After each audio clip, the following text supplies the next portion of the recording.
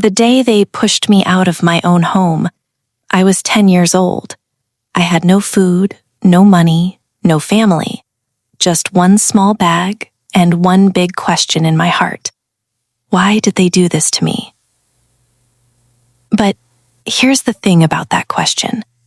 The answer destroyed them. This is my story. My name is Maya. My father was Richard Cole. He owned Cole Industries, the biggest company in our city.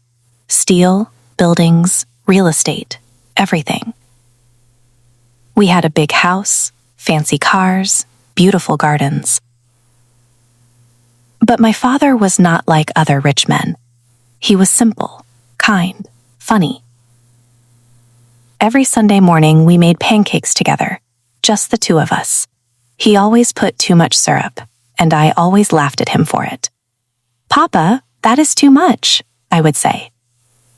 "Maya, there is no such thing as too much syrup," he would always reply, smiling. Those were the best mornings of my life. When I was 8 years old, my father met Sandra. She was beautiful, tall, always perfectly dressed. She smiled at my father like he was the most important man in the world. She smiled at me too, but her eyes never smiled. I was a child. I did not fully understand it then, but my body always felt cold when she was near. 1 year later, they got married. My father was so happy. I tried to be happy too. Everything changed when I was 10. My father got sick. It started small. He was tired all the time. Then he could not climb stairs. Then he could not leave his bed. The doctors came every day. They spoke in low, serious voices. 3 months later, my father was gone. I remember that night clearly. I was sitting outside his room. The doctor came out and looked at me with sad eyes. He did not need to say anything. I knew. I cried for 3 days. Sandra did not cry, not once. 1 week after the funeral, she called me into my father's office. Uncle James was there too, my father's younger brother. He was sitting in my father's chair like he already owned it. "Sit down, Maya," Sandra said. Her voice was very calm, very cold. She put a paper on the table. "This is your father's will," she said. "He left everything to me. The company, the house, the money, all of it." She paused and looked at me. "There is nothing for you." I felt the world spin. "That cannot be true," I said. My voice was shaking. "Papa always told me that everything would be mine one day." "Your papa is gone," Uncle James cut me off. "This is his signature right here. Look." I looked at the paper. There was a signature. It looked like my father's name. But something was wrong. My father always used blue ink. Always. He had a special blue pen that I gave him as a birthday gift. This signature was in black ink. I opened my mouth to say this, but Sandra stood up. "Pack your things tonight," she said. "You are leaving tomorrow morning." "Leaving? Where am I going?" "Somewhere safe. A home for children." That night, I packed one small bag. The next morning, a driver I had never seen before put me in a car. I watched our big house disappear behind me as we drove away. The iron gates closed, and I made myself a promise that day, a promise that burned in my chest like fire. I will come back, and they will regret every single thing they did to me. St. Mary's Orphanage was far from the city. Old building, cold rooms, thin blankets, food that tasted like nothing. The first night, I cried into my pillow so nobody would hear me. The second night, I cried again. The third night, I stopped crying, and I made a decision. Tears will not help me. Only work will help me. There was an old librarian at St. Mary's. Her name was Mrs. Helen. She had white hair and warm eyes. She saw me reading in the library every day, morning, afternoon, evening. One day she sat next to me and said, "Maya, you have a very sharp mind. I have been watching you. Do not waste it. Your mind is the one thing nobody can take from you." Those words, those 12 words changed my entire life. I started studying harder than ever before. Mathematics, science, history, and law. I started reading law books at 11 years old. Big, heavy books with long words. I read every single one. Because deep inside, I already knew the truth. What Sandra and James had done was illegal. They had stolen my father's will. And one day, I would need to know exactly how to prove it. At 15, I won first place in the regional scholarship exam. At 17, I won a full scholarship to the city's best university. On the day I left St. Mary's, Mrs. Helen hugged me at the door. "Remember," she whispered, "smart and patient. That combination is unbeatable." I smiled. For the first time in 7 years, it felt real. University was not easy. I had no family to call, no money from home, nothing. I worked 2 jobs to pay for food and books. Mornings, I cleaned offices before class. Nights, I worked at a small cafe until midnight. Days, I sat in law classes and soaked up every single word. My classmates went to parties on weekends. I went to the library. They asked me, "Maya, don't you ever rest?" I always gave the same answer. I will rest later. 4 years later, I graduated at the top of my class. Then I joined Carter & Mills law firm, one of the top 5 firms in the country. I worked harder than anyone there. I came in before sunrise, I left after dark. In 5 years, I became the youngest senior partner in the firm's history. My photo was in business magazines. My name was in legal papers across the country. But I never forgot Sandra's cold eyes. I never forgot Uncle James sitting in my father's chair. I never forgot the black ink signature. It was a regular Tuesday morning. I was sitting at my office desk, reading through a contract, when my phone rang. Unknown number. Ms. Maya Cole. The voice was old, careful, very serious. "Yes?"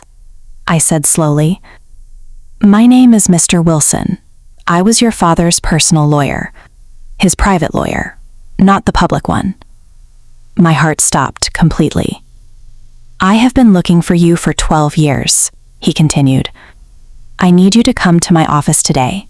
It is very, very important." We met that afternoon. His office was small and simple. Old wooden desk, books everywhere, paper stacked in neat piles. He was old, maybe 75, thin white hair. But his eyes were sharp and completely honest. He looked at me for a long moment.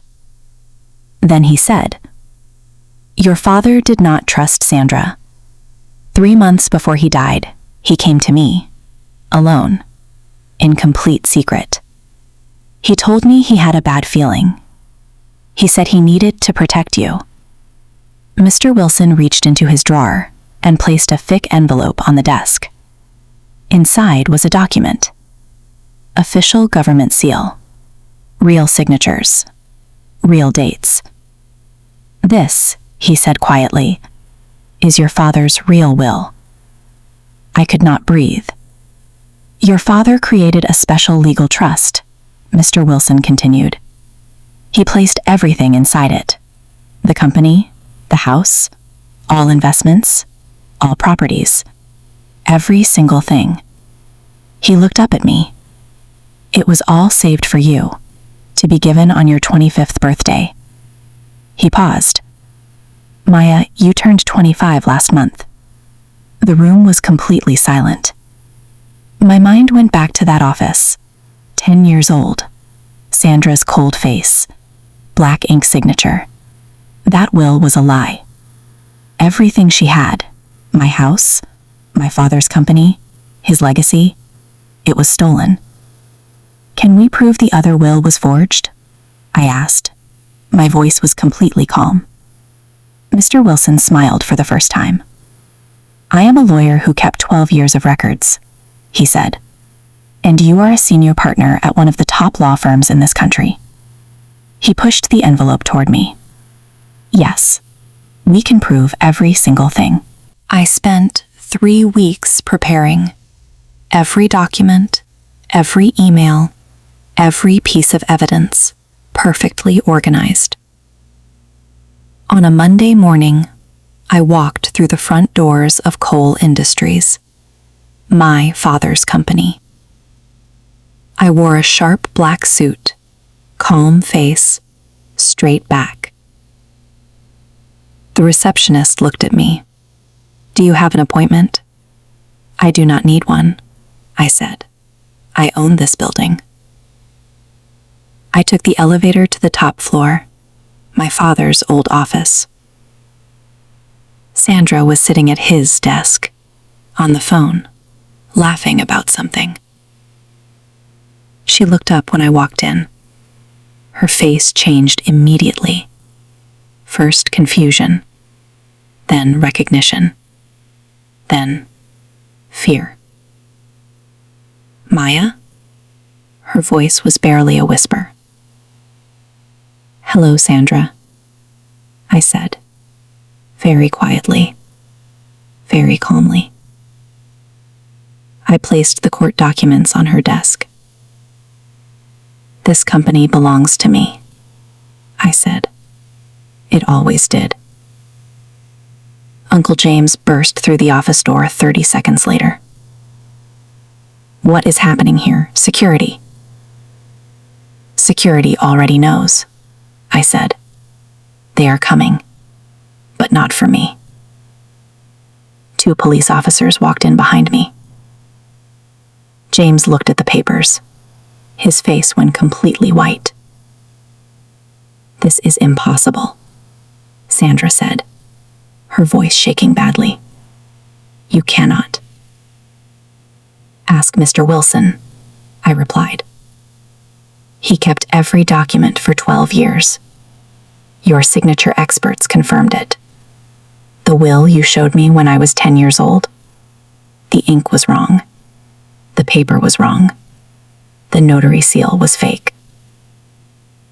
I looked her directly in the eyes.